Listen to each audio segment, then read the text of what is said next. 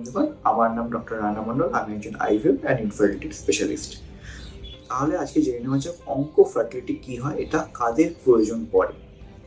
মনে রাখবেন, যদি কোনো মহিলা আর্লি এজে অর্থাৎ কম বয়সে ক্যান্সারের শিকার হয়ে থাকেন, স্পেশালি যদি সেটা ওভারিয়ান ক্যান্সার হয়ে থাকে অথবা অন্য কোনো ক্যান্সার যার জন্য কেমোথেরাপির প্রয়োজন পড়ছে, যাতে সাইড এফেক্ট হিসাবে আপনার ওভারিতে ডিমের ওপর প্রভাব ফেলবে এবং ডিমের সংখ্যা কমে যাবে, তাদের জন্য অঙ্কোফার্টিলিটির প্রয়োজন হয়। এতে কি করা হয়, এই সমস্ত থেরাপিগুলো স্টার্ট করার আগে আপনার এগগুলোকে আমরা ক্রায়োপ্রিজার্ভ করে রাখি, যাতে হেলদি এগসগুলো একটা নির্দিষ্ট জায়গায় স্টোরেজ থাকে এবং ভবিষ্যতে যখন আপনি প্রেগনেন্সি প্ল্যান করবেন অথবা আপনার ট্রিটমেন্ট কমপ্লিট হয়ে যাওয়ার পর যখন আপনি রিকভারি করে গেছেন, তখন বিশেষ পদ্ধতির মাধ্যমে আমরা প্রেগনেন্সি দেওয়ার চেষ্টা করে থাকি।